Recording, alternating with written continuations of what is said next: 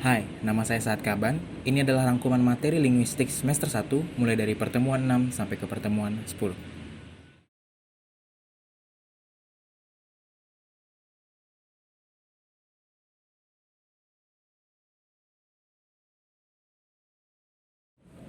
Linguistik teoritis adalah bidang linguistik yang mengkaji dan mengupas bahasa untuk mendapatkan kaidah-kaidah yang berlaku dalam sebuah bahasa. Hal ini berfokus pada struktur dan juga prinsip-prinsip dasar dalam sebuah bahasa. Terdapat beberapa subkategori linguistik yang dipertimbangkan dalam linguistik teoritis. Yang pertama ada fonologi dan fonetik, yang berfokus pada kajian bunyi-bunyi dalam sebuah bahasa dan juga proses terbentuknya. Yang kedua ada morfologi, yang mempelajari seluk-beluk bentuk kata serta pengaruh perubahan-perubahan kata terhadap golongan kata dan arti kata. Yang ketiga ada semantik, yaitu cabang linguistik yang mempelajari makna yang terkandung dalam suatu bahasa. Yang keempat ada pragmatik, yang mempelajari hubungan antara konteks luar bahasa dan maksud tuturannya. Semua itu biasanya digunakan oleh seorang ahli bahasa untuk memudahkan pelajar dalam mempelajari pola-pola dalam sebuah bahasa. Selanjutnya ada linguistik terapan. Linguistik terapan adalah salah satu cabang ilmu linguistik makro yang diterapkan pada disiplin ilmu lain yang berkaitan dengan linguistik. Cabang ilmu linguistik ini mengidentifikasi, menginvestigasi, dan menawarkan solusi bagi masalah dunia nyata yang terkait dengan bahasa. Terdapat beberapa lingkup yang bercabang dari linguistik terapan, seperti dunia pendidikan, hukum, pertukaran informasi, dan lain-lain. Selanjutnya ada mikrolinguistik. Mikrolinguistik adalah cabang ilmu linguistik yang mempelajari bahasa sebagai sistem dan memiliki aturannya tersendiri, dan juga memiliki subcabang tersendiri. Fonetik dan fonologi adalah salah satu cabang dari mikrolinguistik. Fonetik itu adalah ilmu yang mempelajari bagaimana suara atau bunyi dihasilkan. Bunyi dari bahasa manusia yang diartikulasikan, disampaikan, dan diterima. Sedangkan fonologi adalah ilmu tentang mempelajari bagaimana bunyi diucapkan dalam suatu bahasa tertentu. Terdapat beberapa istilah-istilah dalam fonetik. Fonim adalah unit terkecil dalam sebuah bahasa yang dapat menunjukkan perbedaan makna. Selanjutnya ada alfon. Alfon adalah golongan kata yang memiliki pengucapan yang berbeda, tapi maknanya tidak berbeda atau sama. Selanjutnya ada fonotetik. Fonotetik menganalisa kata-kata tertentu berdasarkan pengelompokan konsonan dan vowel. Contoh kata word atau melakukan kegiatan yang terdiri dari huruf W, O, R, K. W adalah konsonan, O adalah vowel, R adalah konsonan, dan K adalah konsonan. Dapat disimpulkan, fonotetik dari kata work terdiri dari konsonan, vowel, konsonan, konsonan. Setelah fonetik dan fonologi, selanjutnya ada morfologi. Morfologi adalah cabang dari linguistik yang mempelajari struktur dari kata. Unit terkecil dari morfologi dikenal sebagai morfem. Morfem memiliki makna atau fungsi sebagai tata bahasa, yang berarti kata-kata dapat dibagi menjadi beberapa kategori.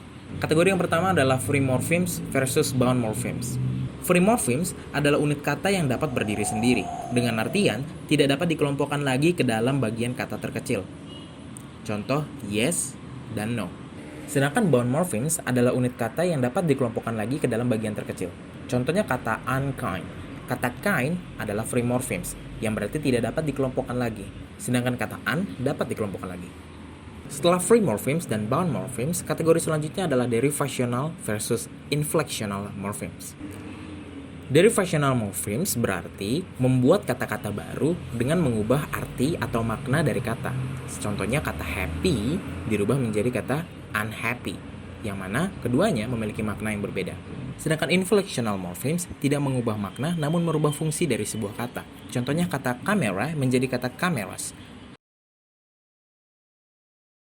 Semantik merupakan studi tentang arti sebuah kata, frasa, atau bahkan kalimat. Semantik menjelaskan makna secara konvensional. Konvensional berarti dapat dimengerti oleh banyak orang. Dalam semantik, satu kata bisa berhubungan dengan kata yang lain. Hal ini disebut sebagai hubungan leksikal. Hubungan leksikal terdiri dari beberapa pola. Yang pertama ada antonim atau lawan kata. Antonim sendiri dibagi menjadi dua tipe, yaitu tipe gradable dan non-gradable. Selanjutnya ada hiponim. Hiponim adalah kata yang memiliki arti spesifik dan berlawanan dengan hal-hal umum, seperti anjing dan kucing adalah hiponim dari kata hewan. Selanjutnya ada prototipe atau contoh kata yang lebih spesifik. Seperti kata hewan memiliki prototipe anjing, kucing, kambing, kuda, atau kata bunga memiliki prototipe melati, mawar, dan lain-lain.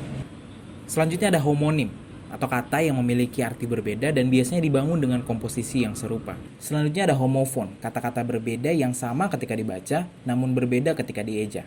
Setelah itu ada polisemi, sebuah kata yang memiliki komposisi huruf yang sama, artinya beda tetapi tetap berhubung. Ada juga kata sanding atau kata-kata yang cenderung muncul dengan kata-kata yang lain. Lalu ada metonimi yang digunakan untuk memberi nama atau menunjuk sesuatu. Dan yang terakhir ada sinonim atau persamaan kata. Setelah semantik, terdapat juga pragmatik, yang merupakan studi yang mempelajari tentang hubungan antar kata dan penggunaan kata.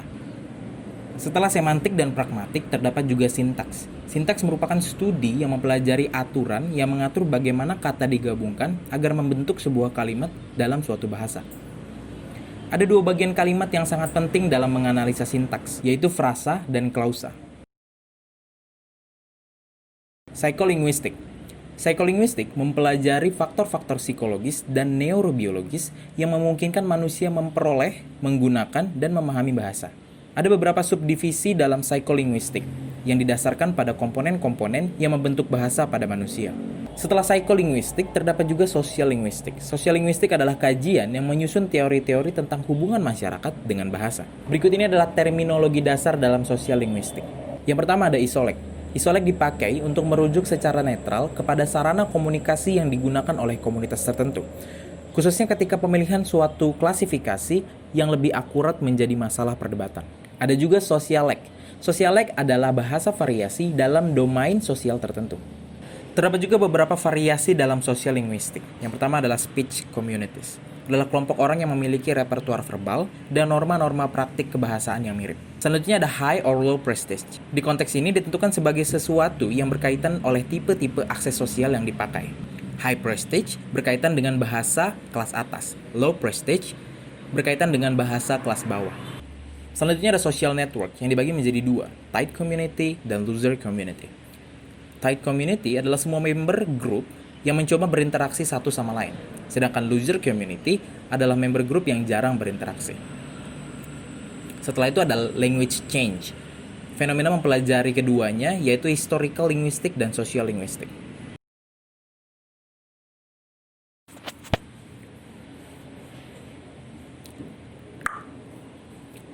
Stylistik atau ilmu gaya bahasa atau majas.